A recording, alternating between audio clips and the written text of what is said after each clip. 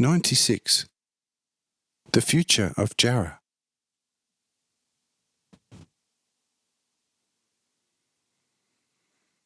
Now our old innkeeper Mark came and said to me, "Lord and Master, the evening meal is prepared. If it suits you, I will have it set out on the repaired tables immediately." I say, "Do that, for today even I am already quite hungry, and I am looking forward to a good fish, a good piece of bread, and a pure and good wine.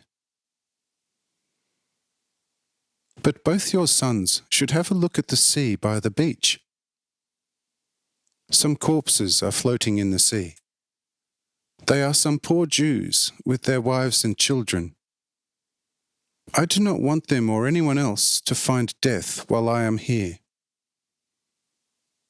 The sea is calm as glass, and the stars are shining particularly brightly today. Your sons will easily achieve this task, and all the more so because they can be supported by the sailors of Kisjonas, Ebal of Gennesareth, and by Cornelius's sailors. About 9 people are floating at most an hour and a half away from the shore. They should be brought here, but they must be laid face down on a sloping ground and stay there until the morning. I will only raise them tomorrow.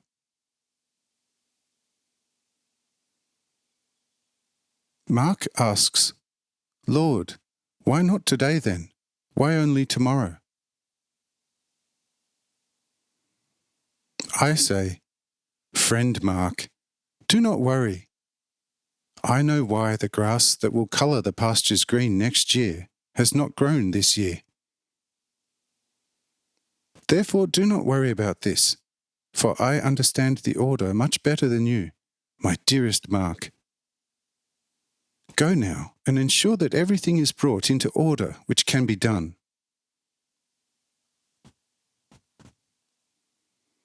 Mark goes and immediately has the dishes brought to the tables, and also tells his sons their task, who immediately board a big boat and ask the other previously mentioned sailors for their help.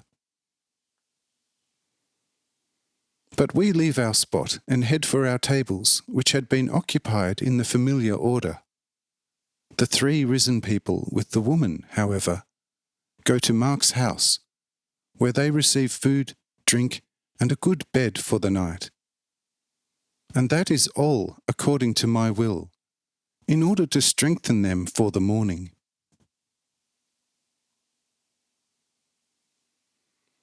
When we get to the tables, the inhabitants of Uran's tents begin to come out into the daylight and to look around for the tables designated for them. Here, Jarrah plucks my clothing and says, "Lord, my constantly greater love, look over there, where the brave fighters for your kingdom now begin to creep out into the open air, driven by hunger from their hiding places. Truly, there are very few spirits there apart from Mathael. Oh, it was so comical to see how the sight of the first pound-weight ball of hail that fell drove the 50 Pharisees with great haste into the great tents. They knew as well as I that you are the most certain protector against every adversity. Nevertheless, they became poor in faith and very hesitant and sought material protection. Now they are obviously ashamed that they did this, and do not really dare, as it seems to me, to come before your eyes, O Lord." Well, Mathael would have stayed with his companions, but he had to follow his young, very beautiful royal wife, so he can be forgiven in my opinion. But the weak trust and small faith was the fault of the others, and I cannot therefore respect them very much.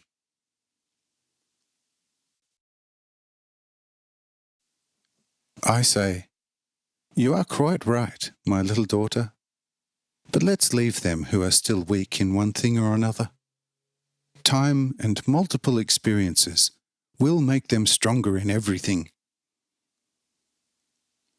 Just think how much you have experienced at my side, and you can therefore easily possess more courage. But these have experienced much less, and therefore their fear was greater than their trust. But in the future they will also be more trusting. Do you understand that? Jara says, "Yes, I understand that for sure. But I also know how everyone in Gennesareth experienced just as much as I did. And yet at the beginning no one but I dared to walk on the water with you, not even your disciples. Where then lay the lesser trust?" I say, "Again in your greater experience.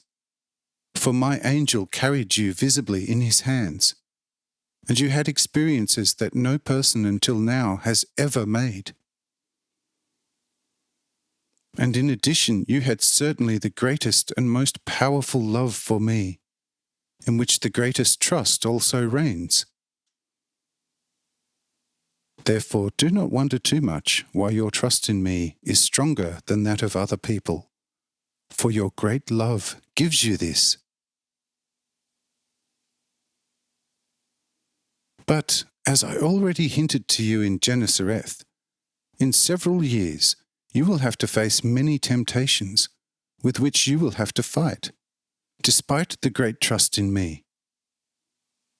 But through the power and strength of my name, you will defeat all temptations, and will from then on walk freely in my light.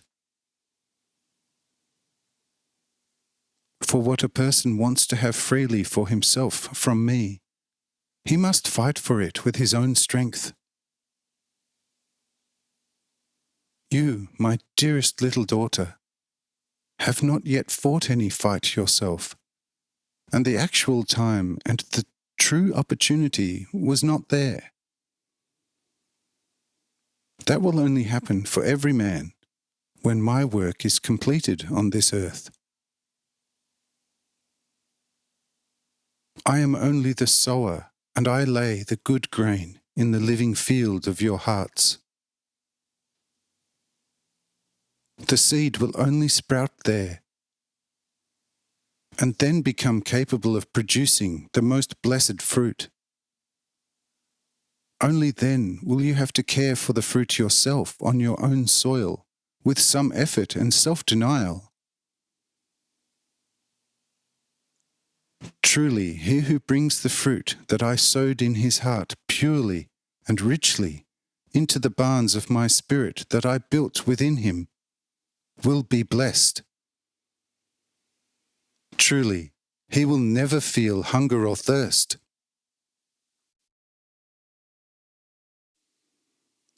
Therefore, what you, my dearest Jara, have now is only the seed laid by me in your heart.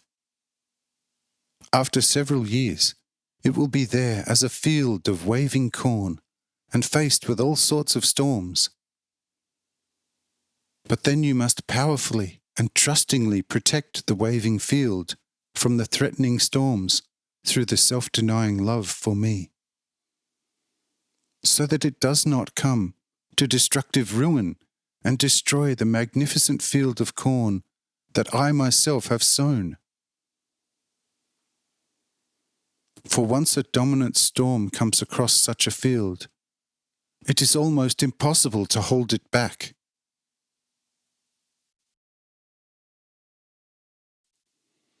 You will still remember several weeks ago how I established a garden for you in Gennesareth and filled it with all sorts of useful plants. The plants grow very well and very luxuriantly. But the little garden and the plants must be cared for. The weeds wherever they shoot up must be taken out, and if it is very hot and dry, the watering can cannot be neglected. And behold, I have also laid such a garden in your heart, and have filled it richly with all sorts of useful growths. The waiting and further care of this garden is your job alone.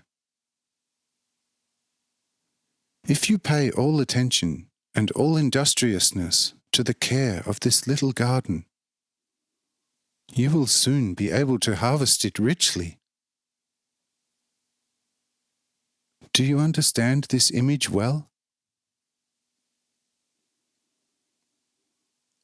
Jara says, "Yes, Lord, my only love. I understand it completely. But I could become sad about it because I still have to withstand some storms before the harvest.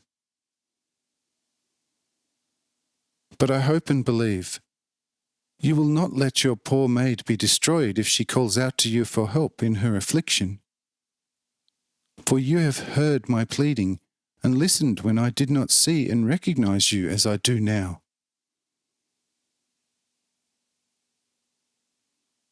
I say, everyone that recognizes me and calls me in their heart and trusts in the power of my name will never come to damage and shame in all eternity. You can be fully assured of that. But now we must sit down at the tables and eat what has been placed on them.